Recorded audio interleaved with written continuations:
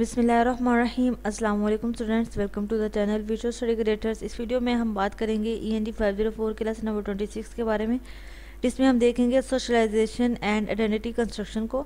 ठीक है, अगर आप लोगों ने अभी तक 25 तक के लेसन कवर नहीं किए तो आप लोगों को उनकी सीरीज इस चैनल की प्लेलिस्ट से मिल जाएगी, आप लोग वहाँ से चेकआउट कर सकते हैं। अब हम चलते हैं आज के लेसन की तरफ। तो सबसे पहले इस फर्स्ट पैराग्राफ में बात की जा रही है लैंग्वेज और कल्चर की। ठीक है, जो सोशलाइजेशन के रिसर्चर्स हैं, ठीक है, जिन्होंने इस बात पे सोशलाइजेशन पे रिसर्च की हुई है, उनका ये मानना है कि जो लैंग्वेज और कल्चर है उनको कभी भी अलग नहीं किया जा सकता। अब ये दोनों क्यों अलग नहीं किए जा सकते, इसके पीछे रीज़न ये है कि ये दोनों जो हैं ये इकट्ठे सीखे जाते हैं। ठीक है, ये आप लोगों के हैंडआउट्स में ये देखें, यहाँ पर बताया हुआ कि जो ये लैंग्वेज और कल्चर हैं ये दोनों इकट्ठे सीखे जाते हैं। ठीक है, और ये एक दूसरे की डेवलपमेंट में सपोर्ट करते हैं। ठीक है, अगर यानी ये नहीं है कि लैंग्वेज अगर डेवलप हो रही है तो कल्चर जो है वो जो है ना डिक्रीज हो रहा है, यानी उसकी डेवलपमेंट नहीं हो रही, ऐसा नहीं हो सकता। लैंग्वेज अगर डेवलप हो रही है तो कल्चर भी डेवलप होगा, अगर कल्चर डेवलप हो रहा है तो लैंग्वेज भी डेवलप होगी। उसके बाद मीनिंग्स और फंक्शंस जो हैं लैंग्वेज के वो सोशली ऑर्गेनाइज होते हैं। ठीक है, और जो लैंग्वेज लिंग्विस्टिक नॉलेज होता है, ठीक है, वो एम्बेडेड होता है सोशियो कल्चर नॉलेज से। जबकि जो डेली लाइफ की हमारी सोशल ऑर्गेनाइजेशन की अंडरस्टैंडिंग होती है वो हम कहाँ से एक्वायर करते हैं, लैंग्वेज के थ्रू हम उसको एक्वायर करते हैं। अब जो लैंग्वेज सोशलाइजेशन पर्सपेक्टिव है, ठीक है, ये प्रेडिक्ट करता है कि जो लैंग्वेज डेवलपमेंट है और जो कल्चरली ऑर्गेनाइज सिचुएशंस होती हैं उनका रिलेशन होता है। कौन सा रिलेशन होता है? स्ट्रक्चर्ड स्ट्रेटजिक रिलेशन होता है। ठीक है, इन दोनों के दरमियान कौन सी दोनों चीज़ें होती हैं यहाँ पे? Language development and culturally organise situations के दरमियान। ठीक है, इन दोनों के दरमियान जो है स्ट्रक्चर स्ट्रेटेजिक रिलेशनशिप होता है। उसके बाद नेक्स्ट पैराग्राफ में देखें तो बताया जा रहा है कि जो कम्युनिटीज़ ऑफ प्रैक्टिस हैं वो ट्रेडिशनल कम्युनिटी से डिफरेंट होती हैं। कम्युनिटीज़ ऑफ प्रैक्टिस क्या होती है? जिसमें लोग जो हैं वो एक दूसरे के करीब आते हैं। किससे के थ्रू करीब आते हैं? म्यूचुअल इंगेजमेंट के थ्रू, यानी लाइक माइंडनेस के थ्रू जो है ना वो एक दूसरे के करीब आते हैं। उसके बाद बात की जा रही है कि जो सोशल स्ट्रक्चर ऑफ कम्युनिटीज़ हैं और जो पावर रिलेशनशिप्स हैं वो कहाँ से ऑब्टेन किए जाते हैं? वो ऑब्टेन किए जाते हैं by defining the learning possibilities available to the members, जो कि मेंबर्स के लिए, लोगों के लिए अवेलेबल होती हैं। ठीक है, वो जो है सोशल स्ट्रक्चर ऑफ कम्युनिटीज़ और पावर रिलेशनशिप जो है ना वहाँ से ऑब्टेन किए जाते हैं। उसके बाद नेक्स्ट पैराग्राफ में देखें, the ideas of socially situated learning through participation in communities of practice for use to study SL development among both children and adult. अब जो आइडियाज़ होते हैं सोशली एसिचुएटेड लर्निंग के, वो जो है वो ये जो स्ट्रेटजीज है ये कब यूज़ की जाती थी? एसएल स्टडी डेवलपमेंट में। ठीक है, ये यूज़ की जाती थी जो कि चिल्ड्रन और एडल्ट के दरमियान होती थी। The most obvious application was to consider the classroom as a community of practice. उसके बाद नेक्स्ट पैराग्राफ में देखें, another important aspect that was investigated was the relationship of power impact on language learning and teaching.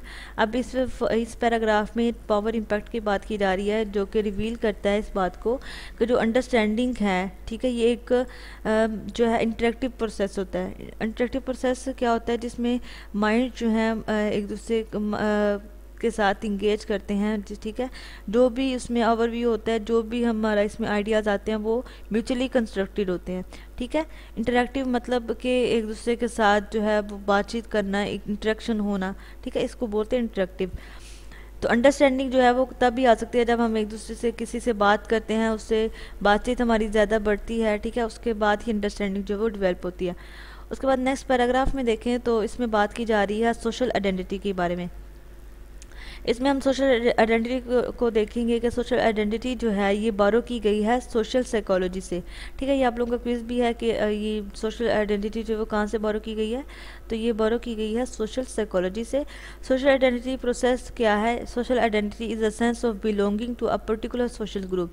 Basically ये एक process है जिसमें एक belong करता है पर्टिकुलर सोशल ग्रुप को, हम जो है ना रिलेट करते हैं यहाँ पे। ठीक है, और इसमें रिलेट मतलब किस तरह से कर सकते हैं हम इसको? वो कोई भी एथनिसिटी हो सकती है, ठीक है, और कोई भी लैंग्वेज हो सकती है या कोई भी अदर मीन हो सकता है जिसमें हम इसको एक स्पेसिफिक ग्रुप के साथ रिलेट कर सकते हैं।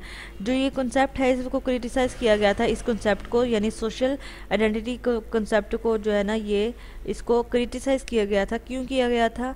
क्योंकि इसमें ये कहा गया था कि ये जो टू स्टेटिक है और ये इसमें मतलब बहुत ज़्यादा फोकस किया जाता है इंडिविजुअल पर, ठीक है, इसमें इंडिविजुअल पर बहुत ज़्यादा फोकस किया जाता है, इसलिए इसको क्रिटिसाइज़ किया गया था। उसके बाद नॉर्टन जो है, नॉर्टन ने इसको लॉन्गिट्यूडनल स्टडी एक्सप्लोर्ड। अब नॉर्टन की जो स्टडी है, ठीक है, इसने क्या एक्सप्लोर किया था कि जो सोशल आइडेंटिटी है इसमें ओवर टाइम होता है, पर्टिकुलरली होती है और स्ट्रगल होती है to achieve the right speak to in SL setting. अब देखें, अगर हम एक इंडिविजुअल पर फोकस करेंगे तो उसमें ओवर टाइम ही जाएगा, क्योंकि अगर हम किसी एक सिंगल पर्सन के बारे में सोचना शुरू करेंगे तो उसमें ज़्यादा टाइम लगेगा बजाय इसके कि हम ओवरऑल एक जनरल स्पीक करें, ठीक है। उसके बाद पर्टिकुलर इसमें टर्म्स यूज़ होंगी, ठीक है। उसके बाद इसमें स्ट्रगल होगी, जब हम एक इंडिविजुअल के बारे में छानबीन करते हैं तो अगर एक ग्रुप हो जिसमें 12 से 13 लोग हों तो हम अगर एक 1 बाय 1 इंडिविजुअली हम सबको जो है देखें तो उसमें ज़्यादा टाइम जो है वो कंज्यूम होगा।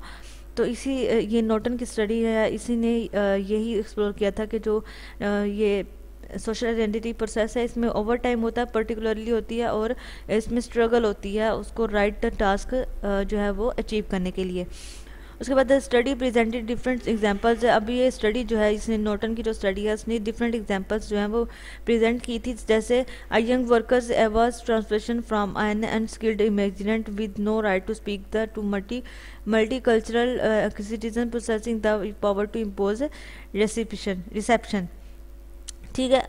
तो आज के लेक्चर में यही बात थी। हमने क्या इस लेक्चर में देखा कि जो इसमें हमने 2-3 बातें जो हैं वो सीखी हैं। सबसे पहले तो हमने ये देखा कि लैंग्वेज और कल्चर जो है वो कभी भी अलग नहीं किया जा सकता, ठीक है।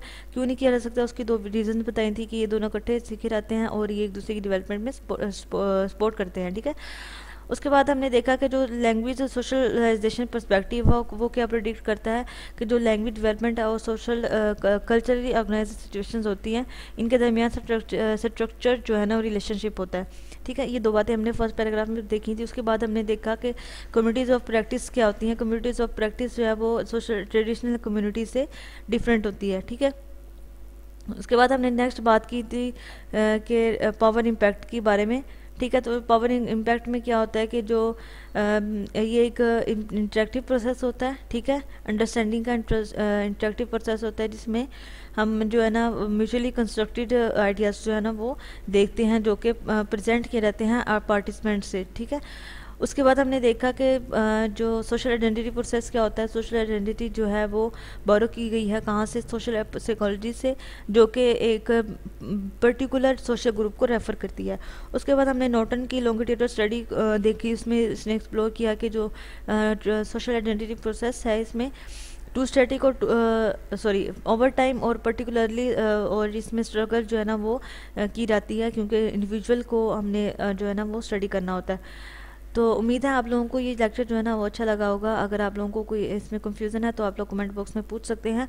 अगर आप लोग इसका फीडबैक देंगे तो वो ज़्यादा हमारे लिए मोटिवेशन होगी। मिलते हैं नेक्स्ट वीडियो में नेक्स्ट टॉपिक के साथ, तब तक के लिए अल्लाह हाफिज़।